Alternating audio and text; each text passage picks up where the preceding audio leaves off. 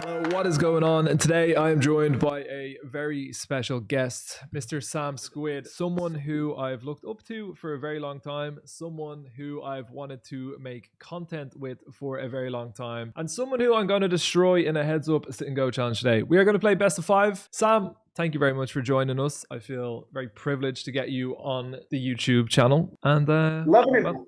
Loving it.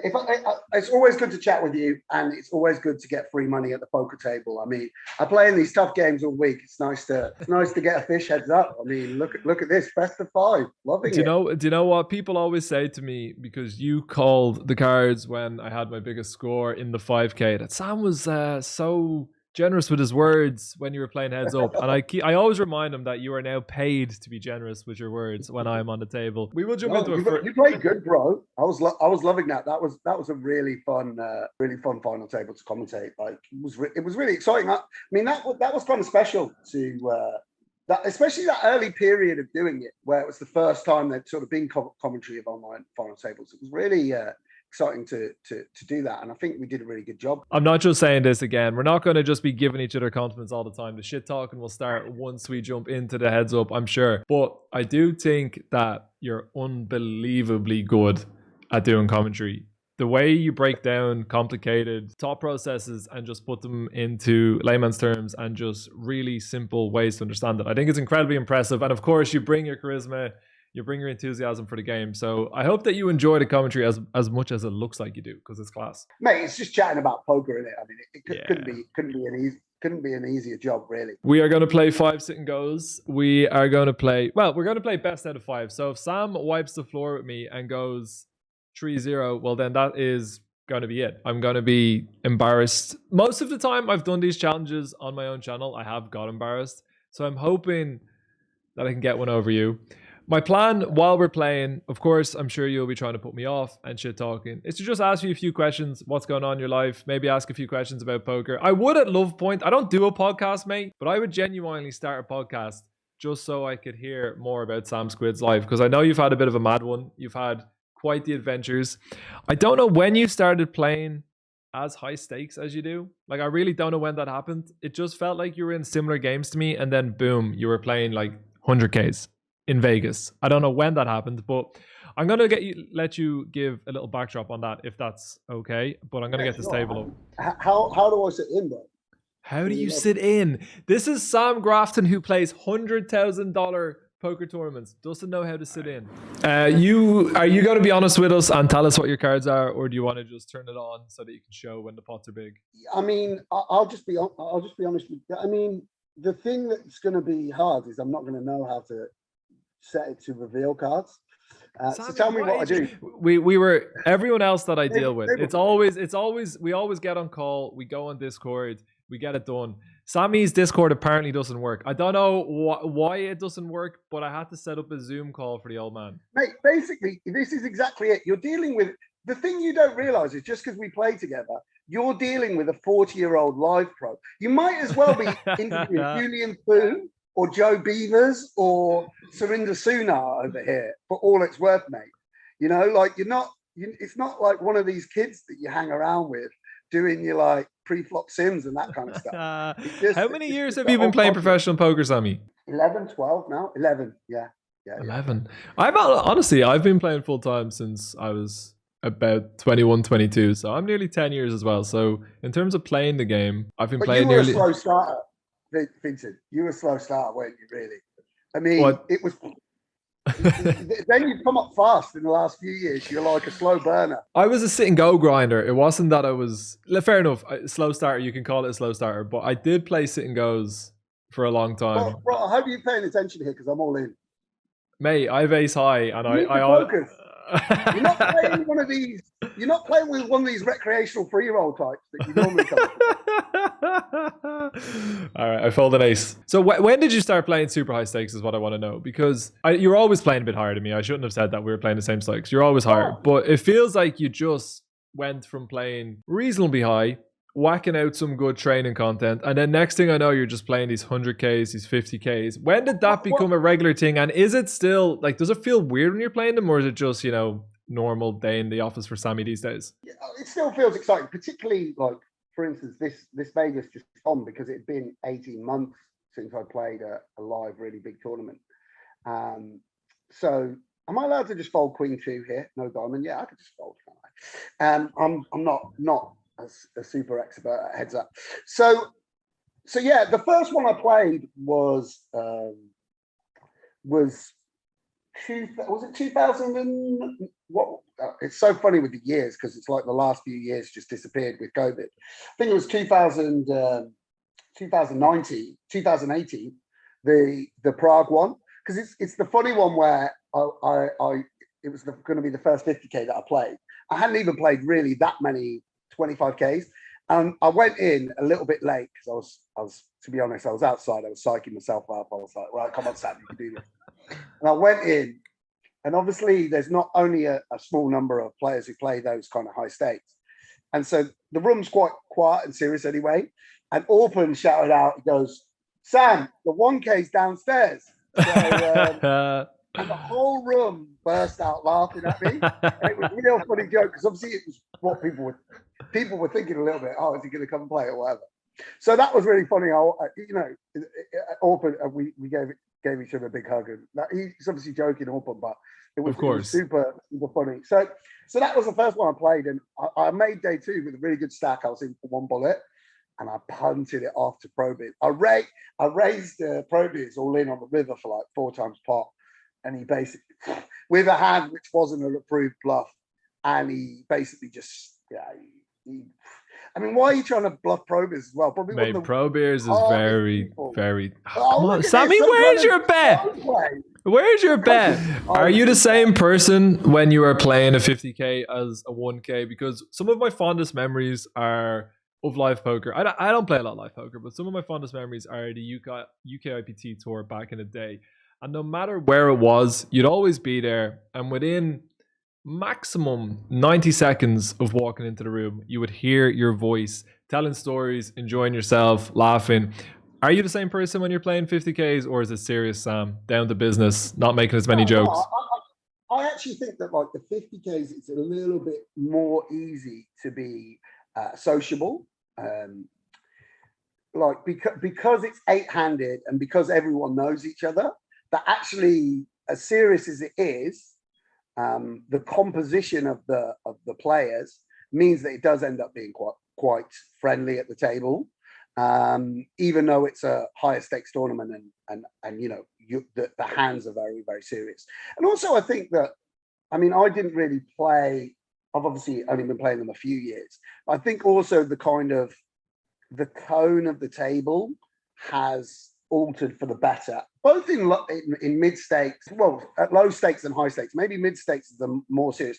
Players like Cal Burns, Bryn, even Tim, although he's not the most. Oh, here we go. Hang on a second. I'll just fold it, mate. I'll just fold it.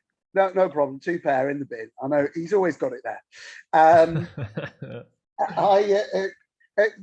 These guys are quite like affable at the table. They're quite friendly, and they set.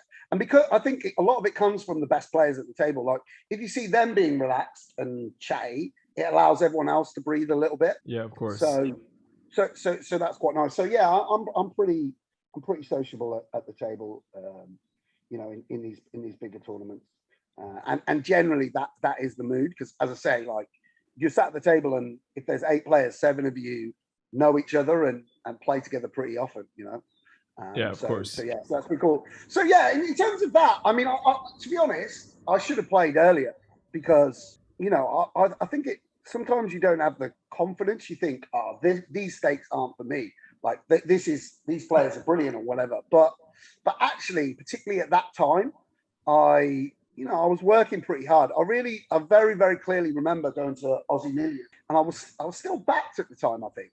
And I'd been on a bit of an online heater, and I got this win in the 5K 6 max there, which, even though it's only 5K Aussie dollars, is because everyone goes to Australia. It's quite a tough field. So when you say you got the 5K win, you mean you got the 5K at the Aussie Millions, not online, yeah? Yeah. So I won the 5K 6 max, and I was playing with all these players who played super high stakes, and I was just like, oh, I'm betting on these guys. Like they were doing stuff I was already solving, and like no one else was really, and I was like, oh, I know they're getting this spot wrong or whatever. You know, I was over betting turns, and Yeah. no one else was, right?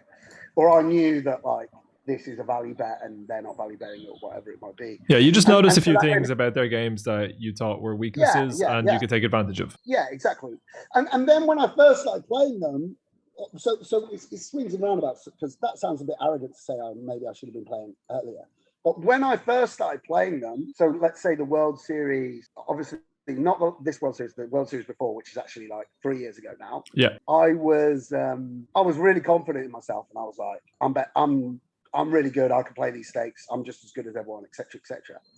And then actually, after I played those guys for a year, I was like, oh, they are really good. And I began to question whether I should play those stakes. I began to work. Did that coincide with a downswing at these games, or no? I mean, actually, I've had many downswings in my poker career, and there's plenty of times plenty of stakes where I'm not doing great. In these tournaments, I do amazing. I mean, I think I played 500Ks, and I've cashed 4 of them, and one I pure bubbled in 30 with 12 paid, or I've bubbled the 100K euros. Can I ask how many 100Ks had you played at that point when you did pure bubble it? Do you know which one it was? I think that was my third one or something like that, or something like that. Yeah. I mean, obviously it was that I mean, it was annoying because I think I was like 17 of 17 with 13 paid, and I wasn't worried. There was no pressure on me. I knew I could keep playing. And then 3 people just punted off, and suddenly it was like pure bubble, and I was like, oh, I've got a cash now with my stack. To pay this off. So I've truly never really felt any nerves playing any stake so far, but I've never played that high, right? Like I've never played for such a huge sum of money, and like I'm not going to ask you how much you have, but I'm going to guess that you don't have 100%. But like, does it feel different? All right, let's hold here. This is a big one. Ah, look at this run, good merchant diamond. Oh my god! On your bike, EasyWithAces, 1 of 3. There we go. All right, we're going to jump in again. All right. 1-0 to Sammy after getting it in with the worst hand. I would imagine that might set the tone for how this challenge will go. But anyway, what I was saying was I've honestly never felt any nerves when it comes to the stakes I've been playing or the money I've been playing for. But does it feel different, or is it just an excitement more than a nervous thing? No, I don't feel nervous. Poker. Oh, here we go. Is the old man working out how to click it back there? Okay. I just wanted to just rifle it in. I've got a bit of quite a bit of I mean, maybe he's on tilt, the boy. No, I don't tilt. Yeah, poker's poker at the end of the day. You sit down, you know what you're doing, and you play your hands. Obviously, in that world, you are a bit more scrutinized. And if I punt off in a 2K, like you say about having a percentage, or you know, a swap is a very, very serious thing, and a large amount of money you're swapping with someone that's unbelievably good. I feel like you got 9-10 here. I feel like I got 9-10. I definitely don't have 9-10. On our friendship, I don't have 9-10, mate. Okay. On our cool. Oh no. There he is. No. I mean, we might not get through. Bro, we might not get through the first story here. Like, if people are going to tune in thinking they're going to hear about 11-year career, and you've asked me 2 questions, and I've already beat you 3 times. All right. Look, I tell you what. We'll talk a little bit while we're setting it up, right? Actually, hold on. I'll just jump in. Look, we'll play. If you win this one and it's 3-0, we'll give you the opportunity to give me the wooden spoon and whitewash me out. How about that? Okay. 2-0 to Sammy. Not a great start for me, but everybody loves a comeback story, and I'm here for it. Mate, it'll make it all the sweeter if you 3-2 after I've got the big lead, for sure. So what we're talking about? Yeah, no, I don't feel. Obviously, it is a world where you are quite scrutinized, and obviously, in most tournaments, you could never be losing, right? Whereas in those super high stakes ones, you know, you can be a professional player and be losing.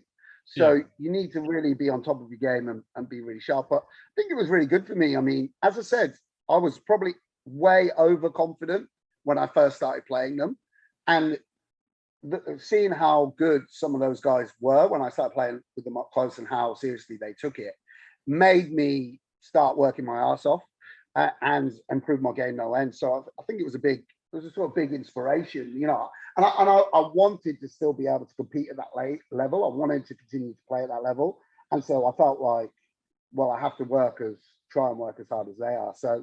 So that year, when I started playing them, and obviously I got that really big score in Barcelona, and you know, I sort of played live for the year.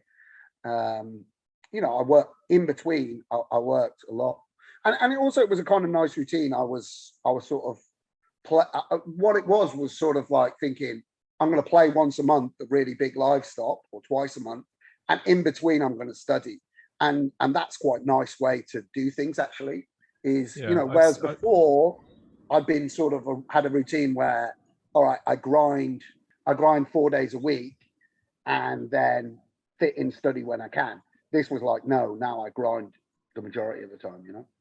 Yeah, I've seen Pads actually talking about it on his Instagram stories today, where he's played 56 days in a row. And I know this isn't the exact same thing, but now he's basically taking time off unless a series pops up to study until Scoop, right? And he's just going to be in the lab working really hard. And it's not the exact same structure, but it is nice that there's like this large amount of dedicated time that you can put towards study.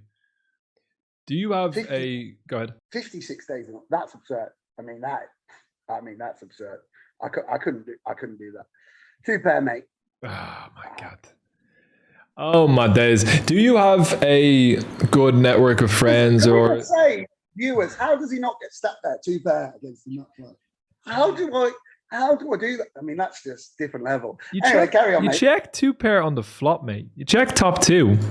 I can't get behind this. I thought the speed of your check on the flop, I knew you've got a flush draw or something. I was just calling to hit the boat. That is the most live pro thing I've heard, and I love it. But have you got a close circle of friends who, or like a good network where when you were playing these tournaments at the beginning, if they didn't believe that you were good enough to beat them, they would have had harsh words with you? Or is it kind of just everyone for themselves in that sense, and you just have to figure it out for yourself? Yeah, I have friends that I study with, and we talk to each other, and you try, and obviously the people buy my action. If they don't think I'm good enough, you'll find out. As I said, it's quite a competitive. Yeah, it's a competitive world, right? Very, very. All of poker is competitive, but that's a particularly competitive world. So if you know, and it's some of the top players buying my action. So if they didn't think I was good enough, I would have found out about it, you know, for sure. So yeah, that gives you some confidence as well when good players are swap with you, or when really good players that you think a lot of will buy your action, you know. So that was really nice. That was really nice. But as I say, I don't want to speak as if I'm like super comfortable. I mean, I still look at the games, or still look at the hands I play, and, you know, look at the fields and try and think, you know, it still comes up like there's the 250k. Should I be playing the 250k? Should I play the 100k? And also, even when you're playing, it's like, should I fire a second bullet? Do I want a late reg? Do I want a table start? Like, should I be in the when it starts 200 big blinds deep? What does the lineup need to look like for me to be winning? Are they going to have edge on me there, etc., etc.? You know, I feel very good like late game and final table, but like sometimes you look at the field to start it, and it's like, okay, maybe I should be doing something different, you know. So you know, it's still something that a kind of problem, if you like, that I'm working through and talking to people and trying to garner information points as to whether I should be playing. I mean, to be honest, as I said, like I think those tournaments are still really good, and there's a lot of value. But you know, as I say, it's something I'm not complacent about my position. You know, obviously I'm happy to chat with you about it, but you know, I should say I don't. You know, it's weird because obviously once you start playing them, people are like, you're a super high roll. I played cash the other day. I was out for dinner, and I just went and played some cash, some live cash. And I was playing like 2-5 or something. People are like, "Why are you playing this or whatever?" And I was thinking like, yeah, because obviously if someone sees you playing 100k, yeah, of course. Well, You can't come. But to me, it's like, yeah, I'm still happy to make £500 or 1K. I'm happy to like play the Hot 27 or whatever it might be. This is one thing I do want to ask you about. When I search you, you above, when I search you, you will have, even during Scoop, when the 5K is on, you'll just have the Hot 11 beside it. Is that just because you love the game, or do you like the fact that you're sponsored by Stars now and you want to like give people an opportunity to potentially play with you? Pay it off with King High Easy. Pay it off with King High. Yeah, there we go. Oh, well done, mate. So cool there. Well done. It's exciting. So yeah, I mean, I think that comes from when I came up, the influence of like Norman and people like that, where you played everything, right? Yeah. So that's one thing, and that might be elite. Also, I think since I started playing exclusively Stars, I'm trying to find exactly what. So on Sunday, actually, I played 4 to 6 tables. Yeah. I had the filter only on high, or I put a bit of medium and I played the Hot 8-2, and I just played like the 5K, the 1K, and the 2K, and played those tables. So I could do that. Just trips, mate. Just trips. There he is. And then other times I've tried playing mass tabling and jumping in everything. And maybe that's going to be the grind that I'm going to do. You know, more of a like play everything across the schedule and get in like lots and lots of buy-ins. I'm just still trying to find my way about what I want to play. But in terms of loving the game, that is certainly true. Is that I still love turning $80 into like 2.8K, right? Or $5, $700. That still never really like left me about what's quite cool, you know. So when I'm playing like the super high stakes stuff, I'll take a reasonable. To be honest, when I first started playing, I used to take way bigger pieces. You're having a big gamble. Yeah, but now you take a responsible amount, and then you're gonna like 10x it or 20x it, win 20 times the thing. It's not gonna make a huge difference to you, you know. But then when you're playing something small, you can turn a small amount of money into something you can, a week's rent, right? That I still really enjoy. I love it, mate. I would imagine at this point you've probably gone further than you ever expected to when you first started playing the game. Is there anything? All right, well, we're going to have to call here, and we're going to have to hope that it's not 3-0. Just have pocket deuces, Sammy boy. All right, let's win a flip. Come on. 5. We need this for the content. Too many outs. Barry Greenstein, you scumbag. But anyway, as I was saying, like, of course, you know, when you first started playing poker, I'd imagine like the majority of the people who I'm friends with and talk to regularly, who are still doing it and have had the longevity of 10 years, they truly just love the game. They weren't even thinking about becoming a professional, let alone achieving the things that they often have. But is there anything left that you look at and you just love to still achieve it, or are you just enjoying the ride at this point and seeing it where it goes? Or is there still a few things on the list that you'd love to get to? Yeah, I think in terms of like, mental health's a bit too strong, but in terms of like mentality, it's a hard balance, because I don't think that if you win a bracelet or a high roller title, your life's going to change. Like I've met people who won everything in the game, and it's still, you know, happiness comes from the rest of your life mainly. Of course. So I try and be like, as you say, like appreciative of where I am and what I've had. Of course, I think that a title, like a big field title, like an EPT, right, or something like that, would be amazing. Like that I would love to do. Go through an EPT field or win a bracelet, something like that would be really nice. Obviously, a lot of the friends that I came up with, you know, Toby, you know, has an EPT win. Jake had the deep runs and the wins. Jake obviously has a triple crown. I mean, I've been for dinner many times where it's like Geraldo's won a triple crown, Mormon's won a WPT and a bracelet, Jake's won all 3, and literally every single person, everyone I know was final to PCA or whatever it might be, and and you know, like a lot of people have that win that you associate with them. I couldn't even close out that.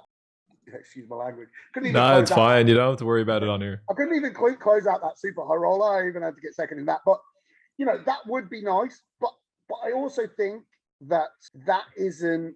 I don't know how to describe it. That isn't going to make. You know, when that comes, like if you win a big field one, Yeah. what you end up thinking is, that anyone can win a 1500. I want to win a 5K or 100K. Yeah. Do you know what I mean? Yeah. If you win 100K, everyone thinks, oh, well, I only had a small piece of that. Look at this lucky guy. He turned 1K into 500,000, probably had all of himself. Or whatever it is. Everyone's in poker, particularly if you're a competitive person. Well, everyone that thrives in poker is a competitive person. And you always feel that dissatisfaction. And really, you need to get over that. So, of course, sometimes I think, wouldn't it be great to like close this out or win this or win that? But you know, as I say, I don't think that that's really where happiness. Yeah, of course. If you look back and your career ends and you don't have it, you're not going to be looking back with regrets and wishing and hoping. Absolutely. And also the thing I always say about this is I'm friends with like sort of young up and coming poker players or whatever. I've been in group chats or they'll message me. Like sometimes some of the online guys, they play live and they message me photos of like people they're playing with.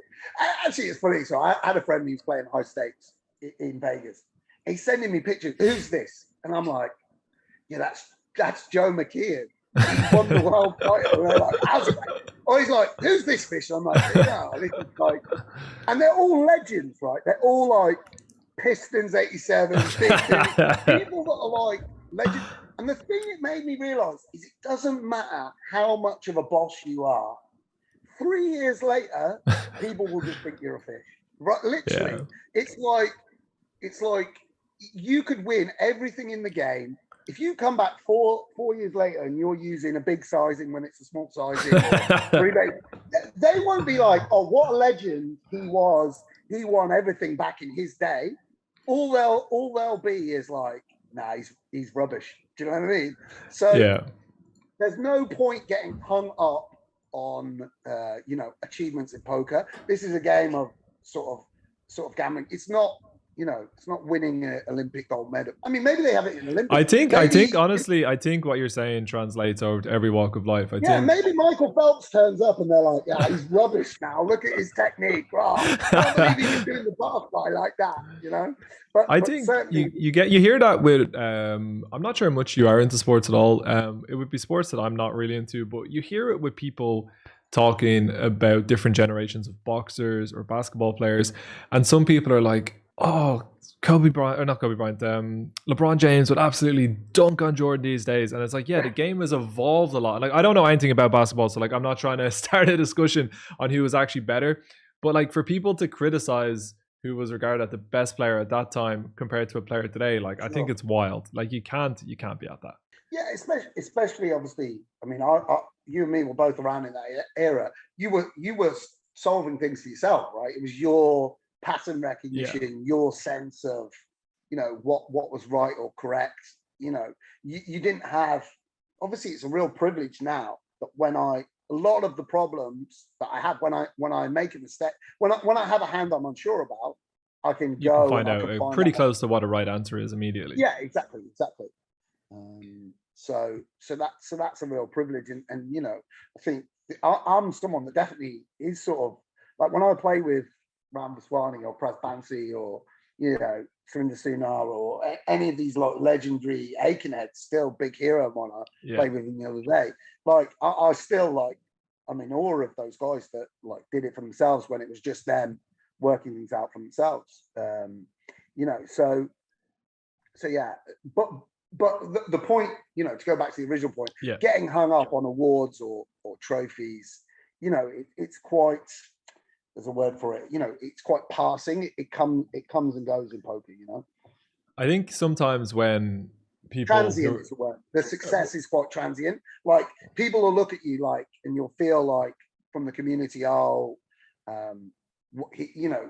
feel that admiration from the community for a bit, but it will be gone. Believe me, the next generation you know, they'll be like, easy with aces, he's dust, you know. Yeah. Like if you take a few years off and come back, for sure. Absolutely. 100%. Do you think you could give a few insights to people, like what separates the people who do get to the point where they play the extremely high stakes and the people who do well in mid stakes, high stakes? Not like asking you to like give some super secrets away or anything like that, but is there anything that you can think of off the top of your head that is quite different that the elite players are doing compared to the guys who do reasonably well at mid stakes? They fire a high schedule in like the kind of stakes that I'm playing, right? Like, what do you think the major differences are? Oh, we got him! Come on, 2-1. Hold. No. There's no way. Referee. No, come on, referee. That is disgusting. That is disgusting. Wow. Sam, I think you've got it all in bad every time, except for when I bluff it all off. Guys, please write in the YouTube comments if you enjoyed this video of Easy with Aces. What stakes are we playing? Did we crossbook something? How much are we playing for here, mate? We definitely should have done some forfeit or another. Are you slow rolling me, by the way? Have you slow rolled me for the final few chips? No, but I'm going to win this all in. Nah, comeback story. It's going to be even greater. Don't sweat it. 6. All right, the anti-sweat is real. Okay, don't worry about it. This is going to be the greatest comeback we've ever seen. No antis. Poker, tough. I don't know. I know you're going to try and get a slow roll inside. All right, come on, hold. No, come on. Don't. Justice. Oh, Justice River card. Come on, the lads. All right, we're back in the game. I just have to keep getting it in with the best hand. That's all I can do. I can't control. By the way, I'm going to answer the question for anyone who was wondering. I'm going to answer for Sam. This is the difference between me and Sam. You see that run good? You see when I'm all in with the pocket jacks and he has the pocket fours 4. When I'm all in with the ace 8, I think it was, against his king, queen. That's the only difference, boys and girls. Don't bother studying. Just learn to run better. I haven't watched the stream for a while, but is this what you're telling the viewers these days? Losing ace 8 to king, queen is a bad beat these days. Listen, I can promise you right now. I'll put you all in for this. I promise you right now that we do. I have a no tolerance for bad beat stories in my chat. You won't catch me moaning about them. They're not my cup of tea. Look, Sam's gone into serious mode. There's no telling stories. He's just like, he sees me on the ropes. He's like a heavyweight boxer just seeing a lad struggling. It's absolutely. I don't know whether we can play the 4th or 5th game. Why, you just think that with nothing to play for, you just don't know? I beat you 5. Will you ever recover if I beat you 5? Look at this absolute scum. This absolute scum. Come on, the comeback. Hold. Oh, that's a lot of outs. Do it to him. There we go. I don't believe this. All right, listen, boys and girls, I'm going to show you a lesson in not giving up. We're going to play for some pride. I'm not going to throw the towel in. We're going to make it 3-2, and we're going to make it respectful. That's all I can do at this moment in time. We're back. Can he make it 4 from 4? I mean, if there's any justice in the world, we'll hold 1 or 2 all in. So anyway, as I was saying, is there anything that you can like give an insight in? Do you think it's just hard work? Do you think it's just a study off the tables? Or do you think there's something else that can help separate? I think it's, for sure, it's the technical game, right? Like that's the first thing. These guys are incredibly polished and incredibly hardworking. But I also think that there's a kind of a fearlessness as well, and a real. You see some people come and play them who I know are like good players, but they're a bit self-conscious and scared to make mistakes. So let me tell you something like Mateus, Stevie, Tim, these guys, Ben, they are like, if they obviously, even as well studied as they are, they don't know every spot or whatever. Of course, they're not afraid. Possible. They're not. Actually, I mean, I told you that spot with Prohibition. I really messed that hand up. I ran the solve, and I'll never forget the lessons I learned from running that solve, and I won't make that mistake again. But at the same time, you know, it's a certain attitude where I was prepared to do that, right? I wasn't like going to melt away, and you know, I thought the spot was right. You went with your gut and your instinct. Yeah, exactly. I know I've got to bluff something, and I felt like it was the right combo to do it with, and I was wrong about that. But I wasn't like, oh, I'm always going to back down, or I'm always going to back away. You know, sometimes, you know, it's not fun to like go all in and know that like on the river with a bluff combo you're not certain about, but you roll it. You know you got to bluff something. You roll it, you roll 30%, and you know Stevie's going to be staring you down the next like 5 minutes. And if you get this wrong and you've made a mistake, there's 6 people at the table who you look up to and admire. Wow, this is a little bit. Surely you got to go big and polar here. You better. All right, I'll let you take it with your 9. I was hoping to represent 9 and get a bluff out of Sammy boy, but I failed. Yeah, and that obviously is something those guys have got as well, like incredible like mental strength, you know, and fearlessness, which is something, you know, I won't. But some of the like slightly less polished players, they compensate for a little bit of, you know, they're not as quite as strong technically as other players, but they've got that willingness to really put people to test and not melt as well when you're facing tough situations, you know. Again, the first level of you know, we played the first 50k back, right? So I mean, I think Ben won't mind me saying we hadn't played live poker for 18 months or whatever. Yeah. And Ben arrived and he played the 50k, his first tournament back, and he bust twice in the first blind level, and it's two bullets and you're done. And obviously that's not fun to do, right?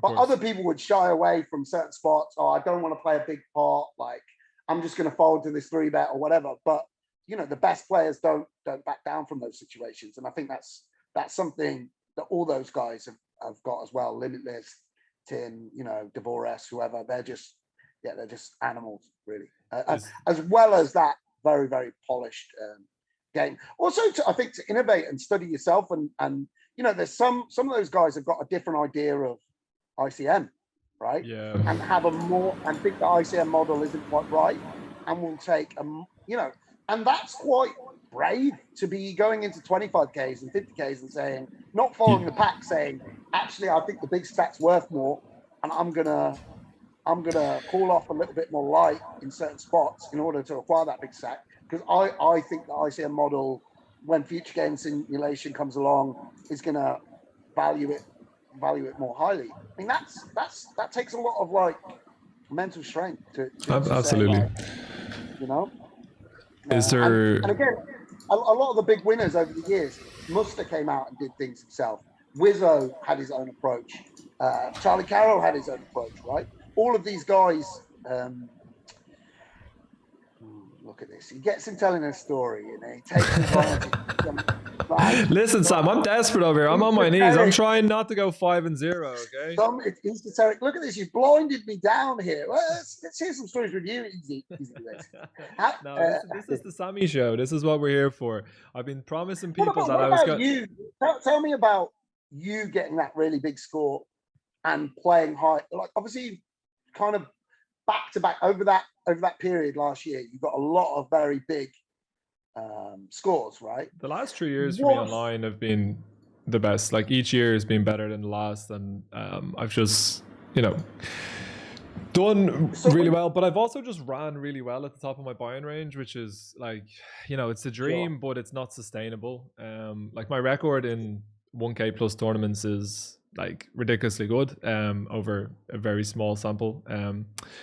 And like, I love playing the higher stakes, but the thing is, I don't sell any action ever. Like, I just refuse to sell any action. And but it's for a couple of reasons. I've previously sold action. I've been backed in the past, like a lot of people have. Didn't mind that because it was with one person. But a lot of streamers at least used to sell on like stakings and stuff, and like people that have like these small percentages of you, and I hated people feeling like they had a right to how I played or something, and I just was really uncomfortable with it. But it does, I think, hinder me because I don't have that gamble in me that some people do, and I think a lot of people who make it to the top do have that gamble. I don't know what your story would be from like how you grinded it up originally back in the day, but I think the people who make it to the top a lot of the time are willing to go broke with their bankroll a lot more. Sure, but it's survivor bias, right? Where there's plenty of people who go on podcasts and say, I took my last 100K to Vegas, played everything with 100% of myself, spun it up to $1 million, and I've been a rich guy ever since. The guy who takes his last 100K to Vegas, goes broke, and gets a job, he doesn't get on a podcast, right? So, you know, that's the thing about that story for sure. That's a very good point. But even like my friends that were around who like they always just played higher. Like I moved out of home when I was 21 and wanted to be a professional poker player. Actually, I moved home when I was like 19, but like I worked in a casino for the first couple of years, and then I thought like, oh, I'm gonna make a go of this, and I've just always taken the lower variance route. And even though like I would consider myself rolled to play probably higher than I do on a daily basis now, I just don't feel comfortable battling every single day in like those smaller 1Ks and some of the tougher 530s that are on the daily schedule. Like those tournaments have like the best players day to day, right? Like during Scoop and W Coop, like with bigger prize pools, I don't feel uncomfortable, and I'm very happy to like get in the mix. And there's also like for the stream, I'm willing to play a little bit higher. But like last week I played the EPT 5K online, or not last week, like a couple of weeks ago, and like I don't think I'm going to be doing amazingly well in that field, but I'll do it for the stream. But you also can't be doing terribly with enough satellites in and all that kind of stuff. Yeah, right? no, the EPT main is probably a bad example, but like if there's like 100K guaranteed 5K, like I'm not getting that, you know, like I'm just not jumping in. But I would like to play high for the stream all the time, but again, I don't know. I just like this is probably what you talk about. Maybe it's like a fear thing or like a confidence thing, but I just don't have it to want to battle all the time. Like you'll see me in there during Scoop and W Coop, but day to day, I just find it tough. But well, that kind of answered my question, because I was also wondering whether you felt like it faded a little bit, the daily schedule for you after you got those results. I mean, I feel like Sammy, what's this little speech play going on there? Is that you're not sure if you can value bet, or if it's not sure if you can bluff? Mate, I hit the 9. I got lucky. 9 deuce suited.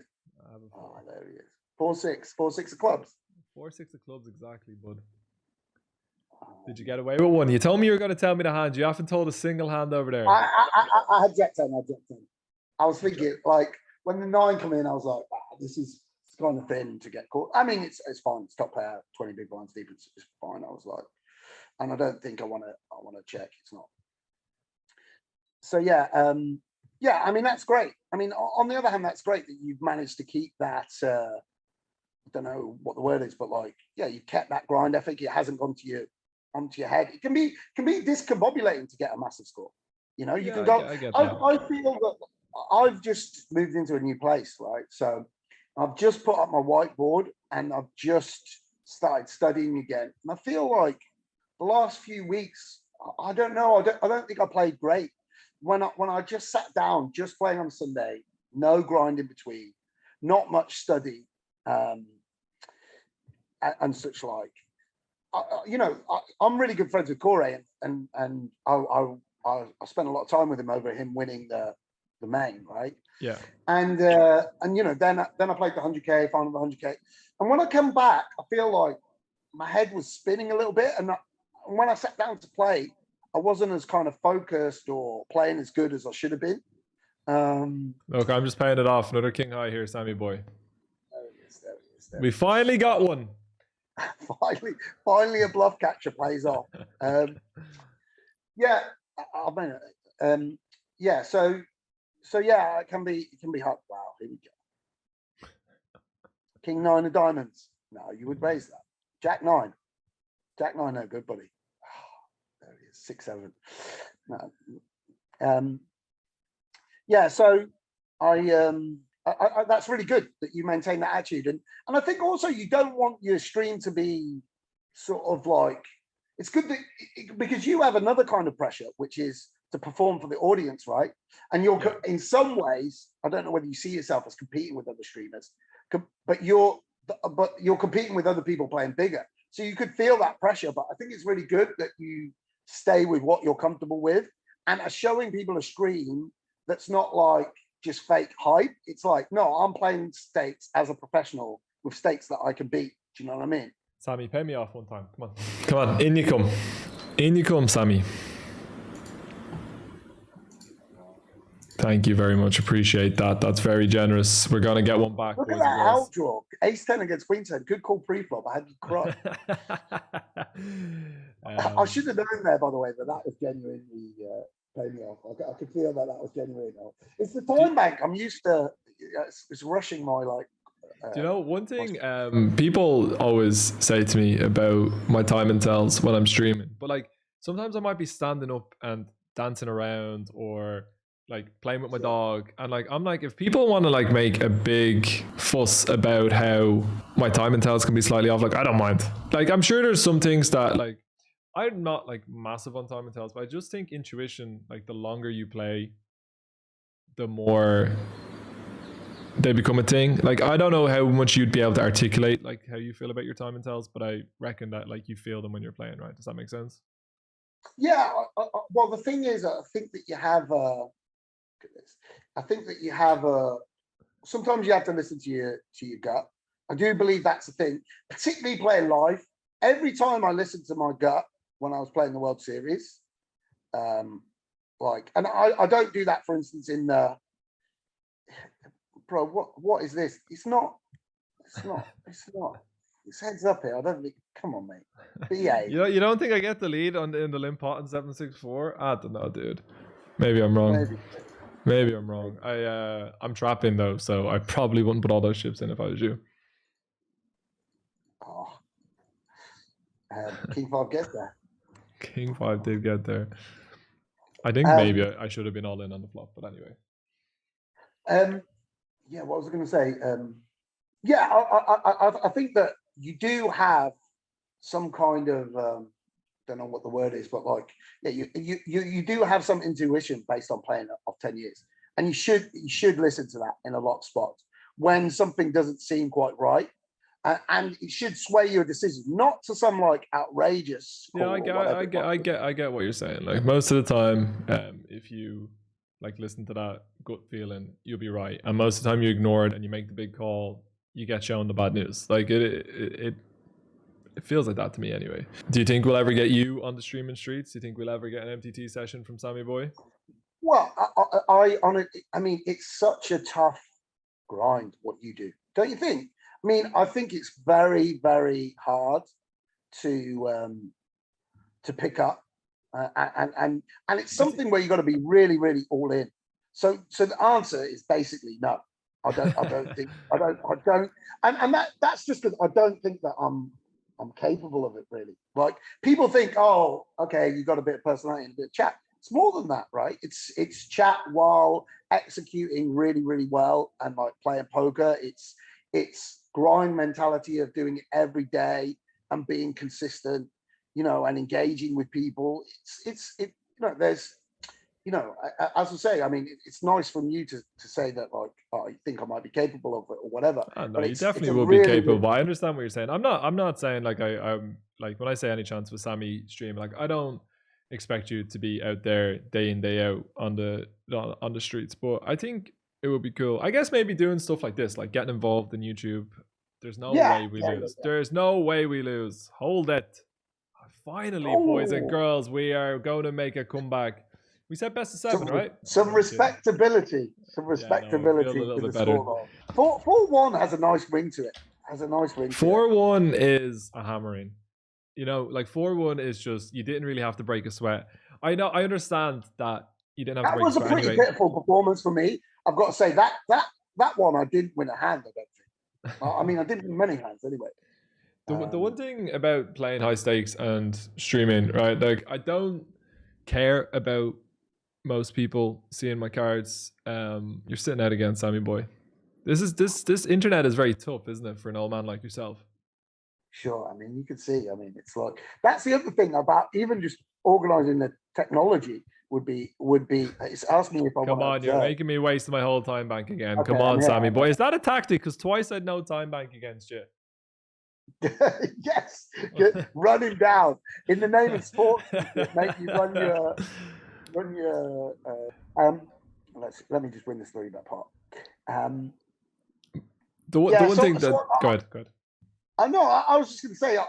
I think that it's it's you're doing like a little performance every day as well.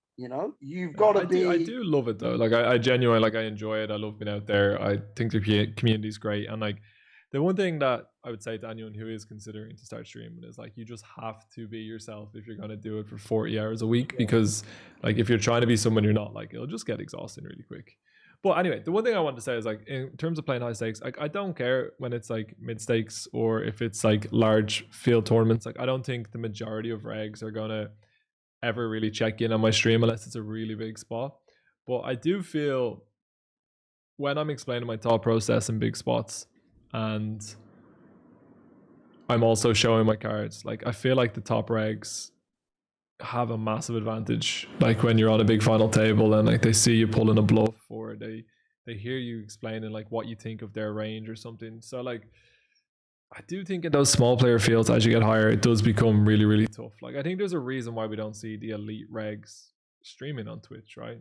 Like I think it's tough to do both. Yeah, I mean, 8 does it not right. Like that's something. Yeah, absolutely. Yeah.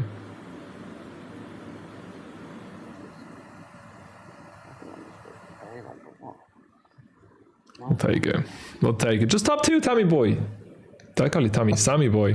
I mean, that would have been a disrespectful. I've said all that about listening to my instincts, and then I was like, that's something where I wanted to fold, but I'm thinking, well, you know what I mean? Like, it would have been if you had folded it. If you would have folded the king to me there, I would have been quite upset. To be perfectly honest. Yeah, I mean, it's quite, I should have like some queen jacks, queen highs, and stuff like that. I don't know. Yeah. Anyway, sometimes you got to pay. Sometimes you just got to pay them off and hope for the best. Yeah. So and you still love it after all this time as well, because I mean, how long have you been streaming? Like 5 years. So a long time, man. I started streaming a while before that. Like I started streaming like over 6 years ago, but I like started and then stopped. But I've been back for 5 years and sponsored by Stars for 4 years. So yeah, it's been quite a while. It's only got bigger. It's only come to be more and more important part of promoting poker and the poker ecology and poker community. Do you know what I mean? There's more. No, absolutely. Yeah, absolutely. Yeah. Like it's just got bigger and. What EPT did you win that you got this badge, by the way, that you're rocking on the table?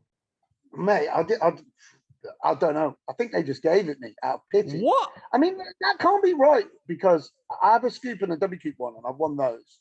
And I don't have a, maybe they just gave it me for Winter Series or something like that. But I don't think I did win a scoop, I don't think so.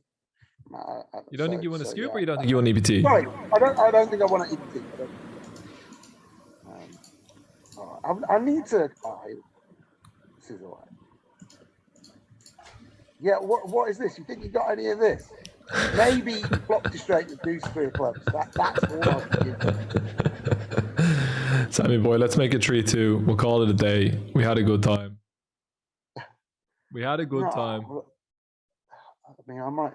All right, come on then. Keep blasting away, easy with aces. We maybe, to be honest, you might have queen 3.